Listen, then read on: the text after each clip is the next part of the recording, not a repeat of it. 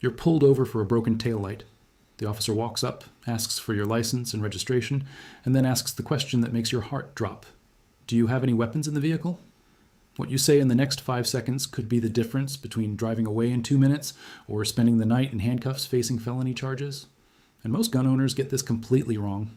Hit that subscribe button right now, because what I'm about to reveal could save you from turning a routine traffic stop into a legal nightmare that costs tens of thousands in legal fees. The 5 words I'm going to give you are legally sound, recommended by defense attorneys, and they protect your rights while keeping you safe during police encounters. Here's what just happened that you need to know about. A concealed carrier in Texas got pulled over for speeding. Officer asked if there were weapons in the car. The driver, trying to be helpful, said, "Yes, sir. I have a Glock 19 in my center console and my CZ-75 in the glove box. Both loaded, and I have my license to carry." That driver spent the next hour on the side of the road in handcuffs while officers searched his vehicle, questioned him extensively, and claimed he made furtive movements during the stop. Even though he had done nothing illegal, he missed his job interview and had to hire a lawyer. That entire situation could have been avoided with 5 words. Let me break down exactly what those 5 words are, when to use them, why they work, and most importantly, how to deliver them in a way that protects your rights while keeping you safe. Number 1, here are the 5 words that protect your gun rights during police encounters. I decline to answer questions. That's it. 5 words. Not 4, not 6. Exactly 5 words that invoke your Fifth Amendment right against self-incrimination while remaining respectful and clear. Why these specific 5 words? First, they're unambiguous. You're not being evasive or difficult. You're clearly stating you're exercising a constitutional right. Second, they're respectful. You're not saying, "I don't have to tell you anything," or "mind your business." You're declining politely. Third, they affirmatively invoke your rights. Courts have held that you must explicitly invoke your Fifth Amendment rights. Silence alone isn't enough. These 5 words do that. But here's the critical part. You have to understand when and how to use these 5 words, depending on whether you're in a duty-to-inform state or not. This is where most gun owners make fatal mistakes. If you're finding this helpful, imagine what you'll learn in my next video, where I reveal the 3 biggest mistakes gun owners make during traffic stops that lead to arrests. Subscribe now so you don't miss it. Number 2, let's talk about duty-to-inform states, because this changes how you use the 5 words. In duty-to-inform states, you are legally required to immediately notify a law enforcement officer that you're carrying a firearm when you have official contact. As of 2026, the duty-to-inform states include Alaska, Arkansas, Louisiana, Michigan, Nebraska, North Carolina, Ohio, Oklahoma, South Carolina, and Texas. In these states, you cannot use the 5 words as your first response when asked about weapons. Why? Because you have a legal duty to inform. If you decline to answer when you're required by law to notify, you're committing a crime. Failure to notify. Here's the correct approach in duty-to-inform states. When the officer approaches, before they even ask about weapons, you say, "Officer, I'm notifying you as required by law that I'm legally carrying a firearm with a valid permit. My hands are on the steering wheel. How would you like me to proceed?" You've met your legal duty. You've told them you're carrying legally. You've given them control of the situation. You're keeping everyone safe. Now, if they start asking follow-up questions, what kind of gun is it? Where exactly is it? Why are you carrying today? Do you have other weapons? Can I see it? This is where you deploy the 5 words. I decline to answer questions. You fulfilled your duty to inform. You're not required to answer investigative questions beyond that initial notification. Number 3, in non-duty to inform states, the 5 words work differently.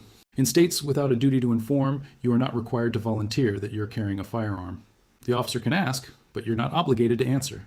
So when an officer in Virginia, Florida, Pennsylvania, or any other non-duty to inform state asks, "Do you have any weapons in the vehicle?" you simply respond, "I decline to answer questions." That's your complete response. But here's what most people worry about. They think declining to answer makes them look suspicious or difficult. They think the officer will get angry or search the car anyway. Here's the truth. If an officer has probable cause to search your vehicle, they're going to search it whether you answer questions or not. Your answers won't prevent a search if they've already decided to do one, but your answers can give them probable cause that didn't exist before. Quick legal note. This is educational information about your constitutional rights during police encounters.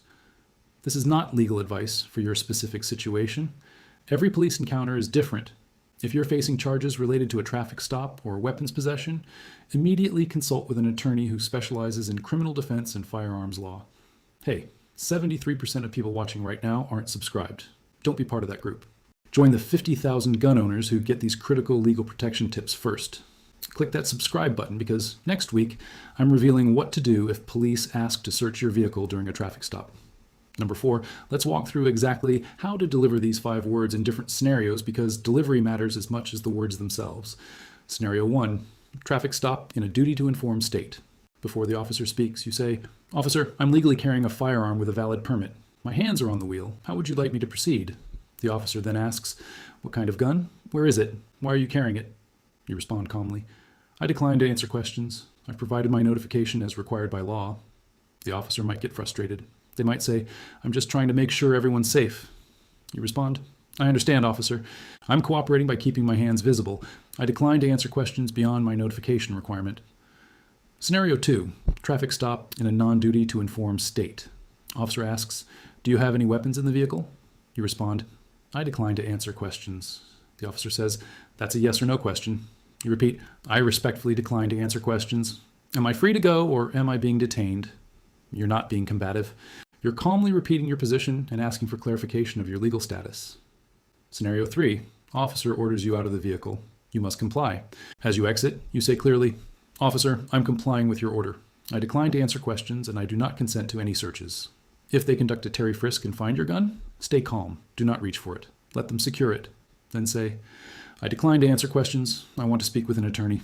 Number 5, here's what you should never say when police ask about guns and why these common responses destroy your legal protection. Never say, "I have a gun, but I have a permit." Why? Because you just volunteered information. The permit might not be valid in that jurisdiction. You might have restrictions on your permit you're violating. The gun might not be properly stored under local law. You just gave them multiple investigative leads. Never say, "I don't have any illegal guns." Why? The word illegal creates reasonable suspicion. Why would you specify illegal unless you're thinking about illegal guns? Now the officer wonders what you consider illegal versus legal and whether you're hiding something. Never say, "It's in my glove box, under my seat, in my waistband." Why? You just told them exactly where to look. If they search, you've made their job easier. And if the location violates any local storage or carry law you don't know about, you just confessed. Never say, "Do you want to see it?" Why? This sounds like you're reaching for the gun. Officers are trained to perceive gun reaching as a threat. You could get shot. Never offer to show, retrieve, or handle your firearm during a police encounter unless explicitly instructed to do so. Never say, "I'm a good guy. I would never hurt anyone." Why? This sounds defensive. Good guys don't need to proclaim they're good guys. You're trying to convince the officer you're not a threat, which makes them wonder why you think they consider you a threat in the first place. Here's the script you should memorize right now for every police encounter involving questions about weapons. Write this down. Practice it in your car. Make it automatic. In duty to inform states. "Officer, I'm legally carrying a firearm with a valid permit. My hands are on the wheel. How would you like me to proceed? Beyond that notification, I decline to answer questions." In non-duty to inform states, "I decline to answer questions. Am I free to go or am I being detained? If ordered out of the vehicle, I'm complying with your order. I decline to answer questions and I do not consent to searches." If they find your gun during a search, say nothing. When they ask about it, "I decline to answer questions. I want an attorney." That's your entire script. That's all you say. You don't elaborate. You don't explain. You don't try to talk your way out of anything. You calmly repeat these phrases. Here's what happens in most cases. The officer realizes you know your rights. They realize you're not going to give them probable cause through voluntary statements. They complete the traffic stop, issue the ticket or warning, and send you on your way. The entire interaction takes 5 minutes. But what if you're actually arrested? What if, despite doing everything right, they decide to take you in? Here's what you do. You continue to remain silent. You say one sentence and one sentence only.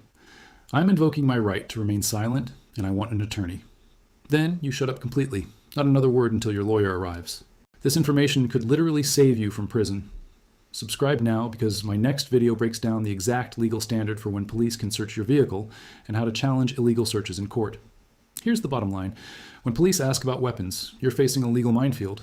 Answering truthfully can give them probable cause to search and investigate. Lying is a crime. Remaining silent without invoking your rights doesn't provide legal protection. The 5 words, "I decline to answer questions," solve this problem. They're respectful, clear, and invoke your Fifth Amendment rights. Combined with duty to inform notification in required states, these 5 words protect you from self-incrimination while complying with the law. Most gun owners think being cooperative means answering every question, but cooperation doesn't require self-incrimination. You can be polite, comply with lawful orders, and still exercise your constitutional rights. Defense attorneys have a saying, nobody talks their way out of handcuffs, but millions talk their way into prison. Your words during police encounters are evidence. Treat them that way. Look, I spend hours every week researching criminal procedure, studying Fourth and Fifth Amendment law, and analyzing real cases where gun owners destroyed their legal defense by talking too much. The 5 words I gave you today could save your freedom. Subscribe right now. Share this video with every gun owner you know, because most of them are saying the wrong things during police encounters, and they don't even realize they're incriminating themselves. Remember, this is educational information about your constitutional rights. It is not legal advice. Always consult with a qualified criminal defense attorney for your specific legal situation. 5 words. I decline to answer questions. Memorize them. Practice them. Use them. Stay safe. Stay silent. Stay free. Thanks for watching. I'll see you in the next one, where we break down exactly what happens if police ignore your invocation of rights and keep questioning you anyway.